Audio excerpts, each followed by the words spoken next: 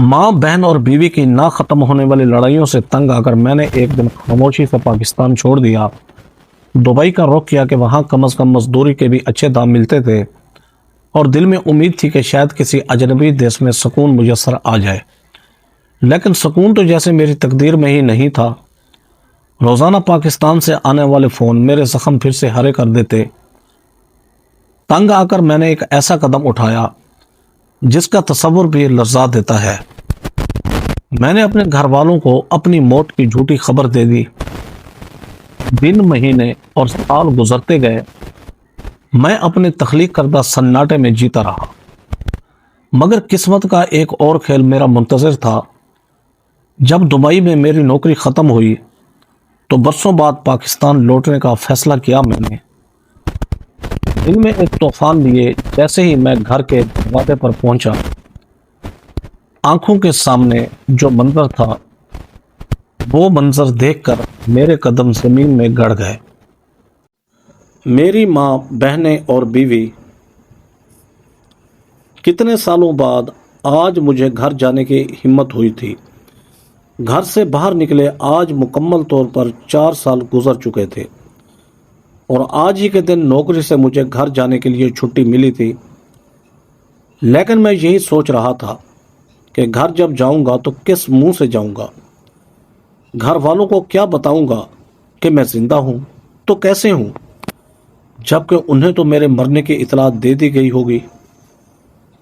لیکن آج جیسے ہی مجھے چھٹی ملی، دل ایک لمحے کے لیے ماضی میں پیچھے چلا گیا، جہاں اماں ہر روز میری فکر کرتی تھی، بہنیں میرے آگے پیچھے پھرتی تھیں اور بیوی تو مجھے یہاں بھیجنے کے لیے قطعاً راضی نہیں تھی۔ یہ سب بار بار مجھے یہاں آنے سے روکتے تھے، لیکن میں بضد تھا کہ مجھے نوکری پر جانا ہے۔ گھر والوں کی مخالفت کرنے کے باوجود میں نے دبئی میں نوکری کے لیے اپلائی کیا تو خدا کے فضل و کرم سے میری امید پر آئی، اور میری جب وہیں لگ گئی، اب جانے کا وقت تھا۔ فوزیہ رو رہی تھی، کہہ رہی تھی کہ مت جاؤ۔ میں نے اسے سینے سے لگایا اور کہا کہ میں بہت جلد واپس آؤں گا، روزانہ تم سے ویڈیو کال پر بات کروں گا۔ لیکن ایسا نہیں ہوا تھا۔ یہاں آنے کے بعد میں نے انہیں مشہور کروا دیا تھا کہ میں مر چکا ہوں، اور اب جب 4 سال بعد مجھے چھٹی ملی تو پاکستان اگر میں آتا بھی تو کس کے ساتھ آتا، کس کے پاس آتا اور کس کے ساتھ رہتا، کچھ سمجھ نہیں آ رہا تھا۔ اچانک ہی دل ترسا تھا اور سب کی یادیں ستانے لگی تھی مجھے۔ ایک ایک کر کے گھر کے ہر فرد کی تصویر میری آنکھوں کے سامنے حقیقت کا عکس بنے پھر رہا تھا۔ دل کرتا تھا کہ کبھی بھی ان لوگوں کے پاس نہ جاؤں، ان کے کیے سوالوں کا میں کیا جواب دوں گا، لیکن پھر کہیں سے آواز آتی تھی کہ چلا جاؤں۔ اتنا عرصہ ان لوگوں کے بغیر گزار لیا ہے، اب مزید گزارنا ممکن نہیں۔ ان لوگوں کی تو میں آخری ہی امید تھا، جو اب تک ان لوگوں کی امید ختم ہو چکی تھی۔ نہ جانے ان لوگوں نے کیسے کیسے دکھ سہے ہوں گے۔ کئی خدشات اور وہموں کو اپنے ساتھ لیے میں پاکستان جانے کی ٹھان لی تھی۔ آخر کار ایئرپورٹ سے سیدھا پاکستان کی فلائٹ سے پاکستان آ گیا۔ اسلام آباد میں وحد ایئرپورٹ پر جو ہی اترا تو دل ایک بار پھر سے مچلنے لگا۔ بار بار قدم اپنے گھر کی طرف اٹھ رہے تھے۔ دل کر رہا تھا کہ ابھی جاؤں اور اپنی ماں کے سینے سے لگ جاؤں، اپنی بیوی کو اپنے سامنے دیکھوں، اپنی بہنوں کو مسکراتا دیکھوں، لیکن ایک انجان سا خوف تھا جو میرے دل کو جکڑے ہوئے تھا۔ کیسے جاؤں اور ان لوگوں کو کیا بتاؤں؟ وہ میرے بارے میں کیا سوچتے ہوں گے؟ ان عورتوں کو اکیلا میں نے کس کے سہارے چھوڑ دیا تھا؟ جانے وہ مجھے قبول کریں گے بھی یا نہیں؟ میری اس حرکت پر نہ جانے ان لوگوں پر کیا گزری ہوگی۔ 4 سال کا عرصہ میرے بغیر کیسے گزارا ہوگا؟ میرے بغیر تو گھر کا راشن پانی بھی نہ چلتا تھا۔ نہ جانے ان لوگوں نے کیسے مینج کیا ہوگا۔ میری بہنوں کی شادیاں، سب کچھ کیسے ہوا ہوگا۔ آنکھوں کے آگے دھندلاہٹ چھا گئی۔ بار بار آنکھوں میں اتر آنے والی نمی کو اپنی آنکھوں سے صاف کیا اور پھر ایک ٹیکسی پکڑی اور اسے اپنے گھر کا پتہ بتا کر میں اس ٹیکسی میں بیٹھ گیا۔ एयरपोर्ट से हमारे घर तक का रास्ता 1 घंटे तक का था। सोच रहा था कि अगर सब कुछ नॉर्मल दिनों की तरह होता तो आज सब लोग मुझे लेने आए हुए होते, मुझे वैसे ही प्यार कर रहे होते जैसे आज मेरे साथ आने वालों के घर वाले एयरपोर्ट पर खड़े उन लोगों का इंतज़ार कर रहे थे। दिल रंजीदा हो रहा था, बार बार आंखें सुबह से तर हो रही थी। मैंने ज़िंदगी में कभी भी खुद को इतना कमज़ोर नहीं पाया था जितना आज महसूस कर रहा था। सारा रास्ता खामोश रहा और अपने घर वालों के सवालात के जवाब देने के लिए खुद को तैयार करता रहा। 1 घंटे बाद टैक्सी मेरे घर के दरवाजे पर रुकी। मैंने अपना तमाम सामान नीचे उतारा और ड्राइवर को पैसे देकर उसे वहां से रवाना कर दिया। फिर अपने घर की दहलीज पर खड़ा हुआ, कुछ सोचकर घंटी बजाना शुरू कर दी। काफ़ी देर बाद भी जब दरवाज़ा ना खुला तो मैंने देखा कि दरवाज़ा खुला हुआ है। दरवाजे को खुला पाकर मैंने कुछ सोचते हुए कदम आगे बढ़ा दिए। जो ही मैं घर में दाखिल हुआ मुझे घर में कह कहूँ की आवाज़ें सुनाने देने लगी। न जाने कौन था जो इतना बड़ा हंस रहा था, लेकिन ये तमाम आवाज़ें निस्वां नहीं थी। घर में एक अजीब सा माहौल था, कुछ समझ नहीं आ रहा था कि यहाँ क्या हो रहा है। मैं आगे बढ़ा, घर में काफ़ी आवाज़ें अब तूल पकड़ रही थी। जो ही मैं अपने ड्राइंग रूम में पहुंचा तो मेरे पैरों तले से ज़मीन निकल गई, क्योंकि आगे वाला मंजर ही कुछ ऐसा था, उसके बारे में तो मैंने कभी सोचा भी नहीं था। मैं शफीक अहमद अपनी माँ का अकलौता वारिस था। बाप मेरे पैदा होने से 2 साल बाद ही एक एक्सीडेंट में जान की बाजी हार गया था। उसके बाद माँ ने भी मेरी खिदमत की, मुझे पढ़ाया लिखाया और मुझे इस काबिल बनाया कि मैं उसे कमा कर खिला सकूं। माँ भी अनपढ़ थी, कोई ढंग का काम न कर सकती थी। इसी वजह से उसने लोगों के घरों में बर्तन मांजना शुरू कर दिया। एक दिन में कई कई घरों में वो काम करती थी। मैं बचपन से देखता चला आ रहा था कि वो कैसे मुश्किलात सह कर मेरे सुकून की फीस अदा करती है और मेरे लिए खाने का बंदोबस्त करती है। ना वो दिन देखती थी और ना ही रात, बस मेहनत में लगी रहती थी। शाम के वक्त जब लोगों के घरों में काम कर कर के वो थक हार कर लौटती तो उनके हाथ में एक वक्त का खाना मौजूद होता और उनके चेहरे पर एक इत्मीनान होता। यूं लगता जैसे उन्होंने अपनी मेहनत की कमाई हासिल कर ली हो। वो खाना मुझे देती, साथ ही साथ 1-2 नवाला खुद भी खा लेती। यूं लगता था जैसे उनकी भूख मर गई हो। और फिर वो अपनी मशीन उठाकर बैठ जाती, मोहल्ले की लड़की और औरतों के कपड़े सीती थी, उन पर कशीदाकारी करती, रात भर न सोती। तभी जाकर महीने के आखिर में वो घर का किराया, मेरी स्कूल की फीस और बाकी तमाम अखराजात मुकम्मल होते। अपनी माँ को इस मुश्किल में देखकर मेरा दिल बहुत दुखता था। अक्सर मैं अपनी माँ से कहता था कि अम्मी, मैं बहुत जल्द ही बड़ा आदमी बन जाऊँगा। जब मैं पढ़ लिख जाऊँगा तो मैं बड़ा आदमी बनकर आपका नाम रोशन करूंगा। आप ये जो इतनी मेहनतें करती हैं ना, इतनी अपनी रात की नींदें ख़राब करती हैं और दिन को सुकून भी आपने ख़राब किया हुआ है, मैं ये सब कुछ आपको वापस लौटा लूँगा। आप आराम से अपने घर में बैठेंगी। अम्मी मेरी इस बात पर मेरे सर पर शफ़क़त से हाथ फेरती और मेरे माथे पर बोसा देते हुए कहती, मुझे यकीन है मेरे बच्चे, मैं इसीलिए तो आज मुश्किल देख रही हूँ कि कल को मेरा बच्चा मुश्किल ना देखे, वो खुद अपने पैरों पर खड़ा हो, इसे मेरी तरह की ज़िंदगी नसीब ना हो। मैं तुम्हारे लिए खुद को इतनी मुश्किल में डाल रही हूँ। अम्मी की आंखों में आंसू में देखता तो दिल कट के रह जाता। अम्मी मेरी वजह से इतनी मुश्किलात झेल रही थी और मुझसे बर्दाश्त नहीं हो रहा था। खैर, मैंने दिल ही दिल में यह तहैया कर लिया था कि अब जल्द ही बड़ा होऊंगा तो बड़ा आदमी बनकर मैं सबसे पहले अपनी माँ का दिल खुश करूँगा, इसे ऐसी आराम दूंगा कि वो सारी ज़िंदगी के ये मुश्किलात और थकन भूल जाएगी। इस सोच की बिना पर मैं बड़ा होता गया और देखते ही देखते मैं यूनिवर्सिटी पहुंच गया। यूनिवर्सिटी में मेरी मुलाकात फौजिया से हो गई। फौजिया मेरी क्लासमेट थी और न जाने कब हम दोनों की दोस्ती हो गई اور پھر چلتے چلتے نہ جانے یہ دوستی کب ہم دونوں کی محبت میں بدل گئی، کوئی سمجھ ہی نہ آیا۔ وہ بہت اچھی لڑکی تھی، مجھ سے پیار کرتی تھی اور میں بھی اس سے پیار کرتا تھا۔ ہم دونوں نے سوچا ہوا تھا کہ جیسے ہی ہم دونوں گریجویشن مکمل کریں گے ہم اپنے اپنے گھر میں بات کر لیں گے اور پھر شادی کر لیں گے۔ جو ہی گریجویشن کی تو امی نے میرے سر پر شادی کا ڈنڈورا پیٹنا شروع کر دیا، اور وہاں فوزیہ کے سر پر بھی شادی منڈرا رہی تھی۔ میں نے امی سے کہا تو امی اپنی پسند سے بہو لانے پر پذیر تھیں۔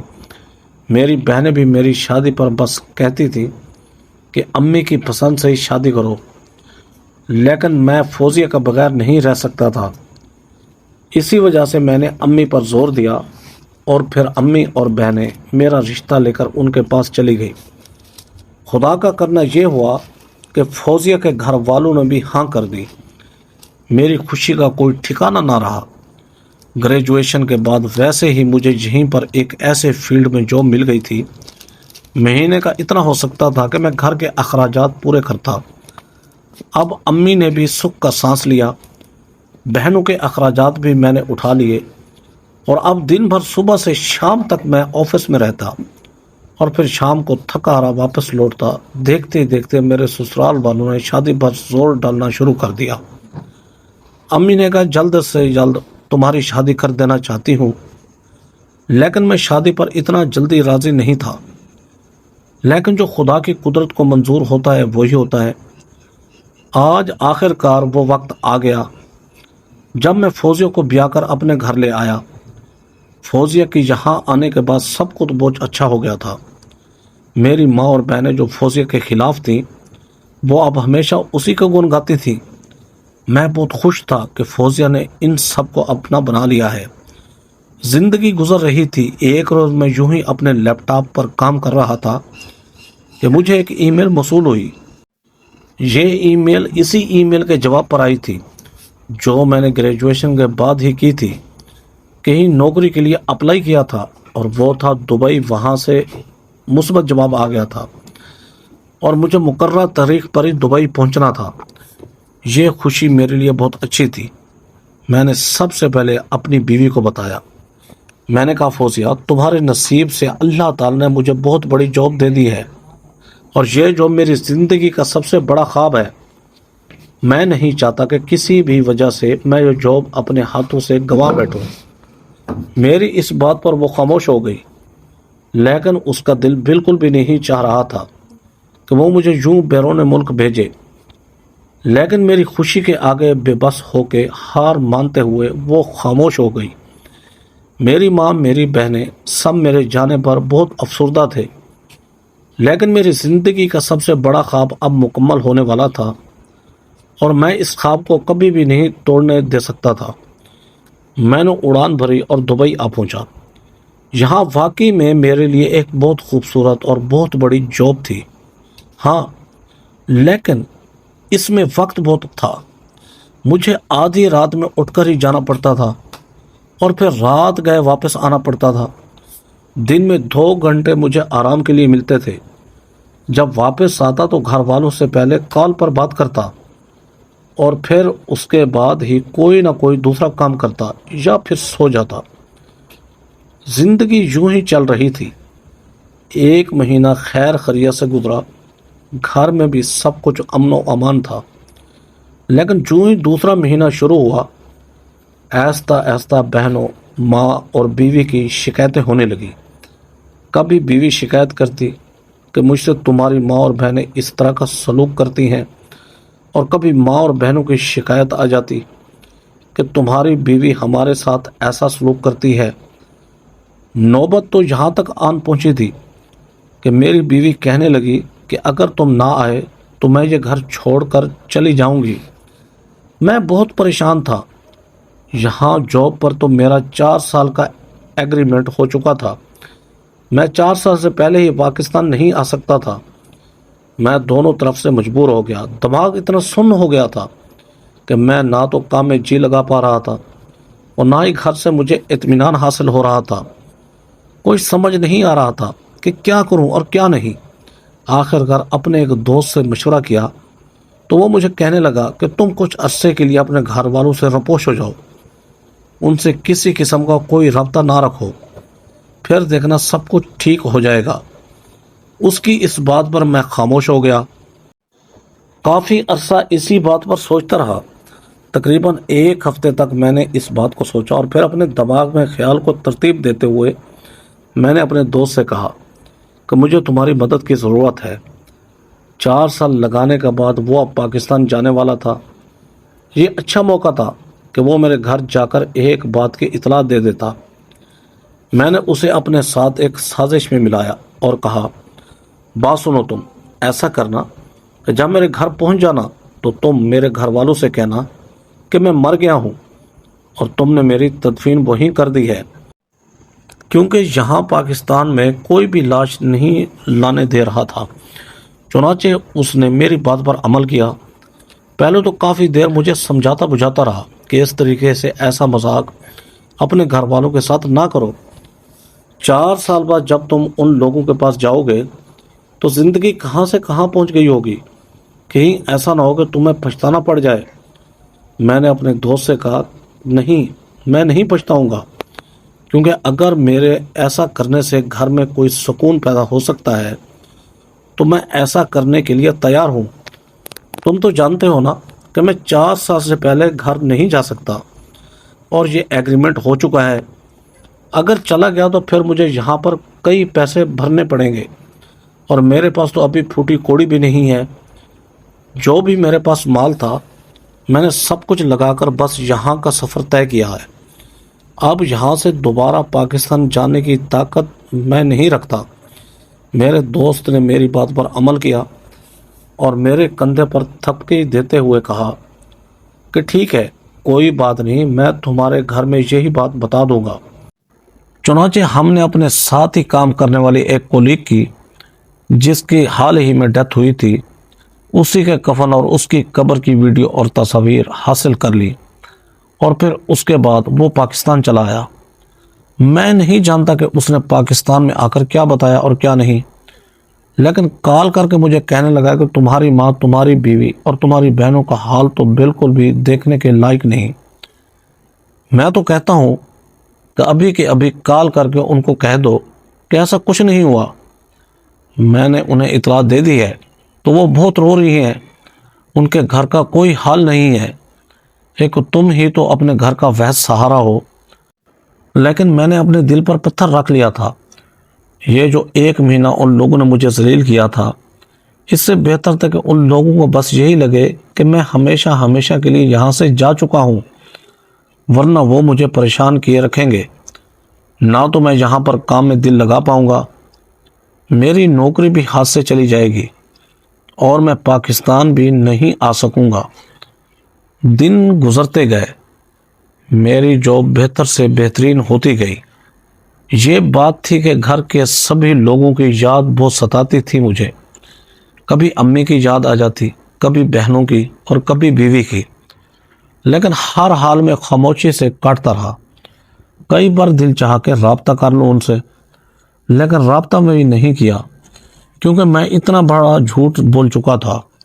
اب نہ جانے مجھ سے کوئی بات کرے گا بھی یا نہیں، جانے میری بیوی اب کیسی ہوگی، جانے زندہ بھی ہوگی یا نہیں، یا پھر شاید میرے مرنے کا سن کر اس نے دوسری شادی کر لی ہوگی۔ کئی وسوسے میرے دماغ میں جنم لیتے اور پھر انہیں پکڑ کر نیچے بٹھا دیتا ہوں۔ زندگی کے یہ 4 سال مکمل ہوئے اور آج جب 4 سال مکمل ہوئے تو مجھے میرے باس نے آ کر یہ اطلاع دی کہ آج تم پاکستان جا رہے ہو، تم پاکستان جاؤ، اپنے لوگوں سے مل کر آؤ، تمہیں 3 مہینے کی چھٹیاں دے دی گئی ہیں۔ اس خبر نے مجھے خوشی سے مسرور کر دیا تھا، لیکن ساتھ ہی ساتھ یہ خدشہ بھی تھا کہ اگر میں جاؤں گا تو اپنے گھر والوں کو کیا منہ دکھاؤں گا۔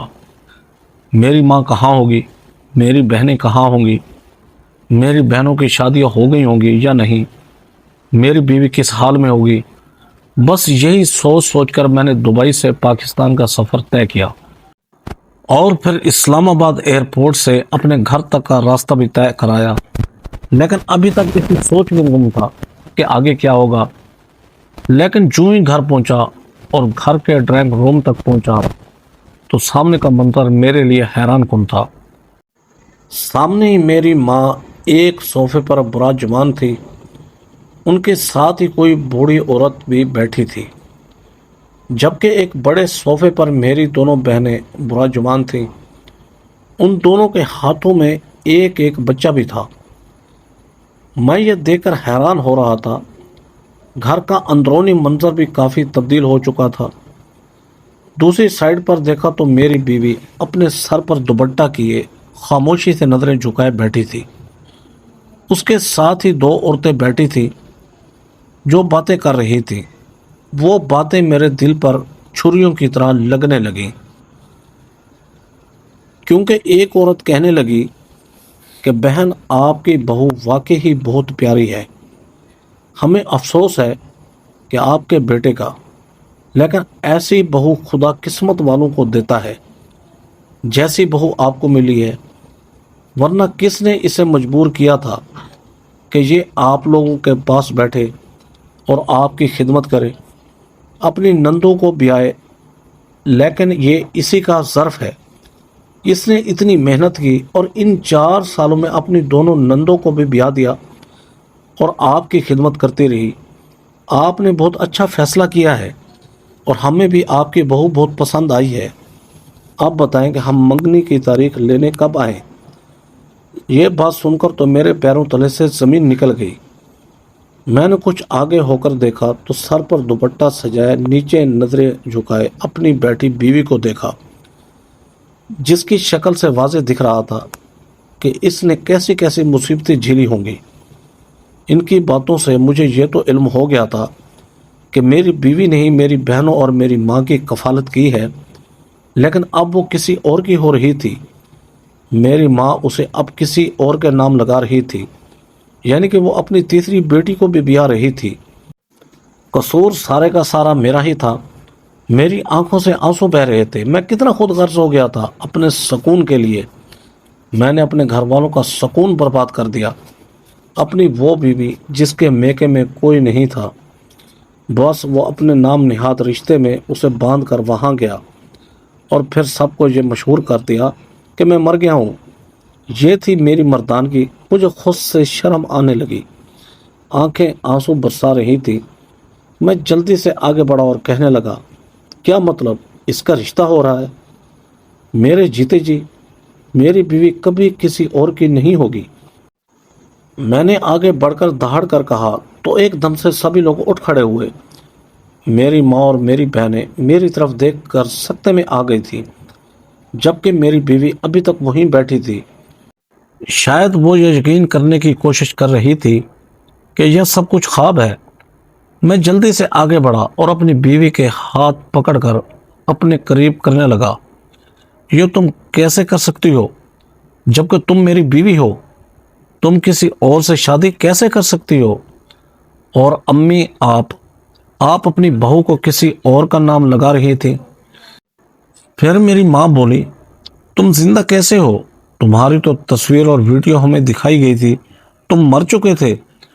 سبھی شاک کی نظروں سے مجھے دیکھ رہے تھے۔ میں جلدی سے آگے بڑھ کر اپنی ماں کے گلے سے لگ گیا۔ میں نے کتنا بڑا دھوکہ دیا تھا ان سب کو۔ کاش کہ ایسا نہ کرتا میں، تو آج حالات مختلف ہوتے۔ میری بیوی کے بالوں میں سفیدی آ گئی تھی۔ اس نے وہ دن دیکھے تھے ان 4 سالوں میں جو کوئی پوری زندگی میں بھی نہیں دیکھتا۔ نہ جانے اس نے میری بہنوں کی شادی کیسے کی ہوگی، میری ماں کا خیال کیسے رکھا ہوگا، اس گھر کو کیسے بنایا سنوارا ہوگا۔ سوچ سوچ کر خود سے شرمندگی ہو رہی تھی مجھے۔ آخر کار میں اپنی بیوی کے پیروں میں بیٹھ گیا اور اس سے معافی مانگنے لگا۔ اس نے میری آنکھوں سے آنسو صاف کرتے ہوئے کہا، مجھے کسی چیز کی ضرورت نہیں، مجھے یہ یقین تھا کہ آپ کسی نہ کسی دن ضرور آئیں گے۔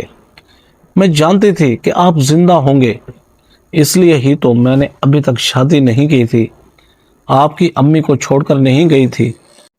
دوسری بات یہ، میں نے آپ سے وعدہ کیا تھا کہ آپ کی غیر موجودگی میں آپ کی امی اور آپ کی بہنوں کا خیال رکھوں گی۔ پھر آپ سے کیا ہوا وعدہ کیسے بھول سکتی تھی میں؟ اس نے یہ کہا تو مجھے بہت شرمندگی ہوئی۔ ماں اور بہنوں نے بھی مجھے معاف کر دیا۔ رشتے والے کی ماں بھی خوش ہو کر وہاں سے چلی گئی۔ یہ کہتے ہوئے خدا کا شکر ہے کہ آپ لوگوں کا بیٹا واپس آ گیا، لیکن پھر بھی نہ جانے کیوں ابھی بھی ایک شرمندگی سی ہے جو مجھے اپنی بیوی اور اپنی ماں سے ہوتی ہے۔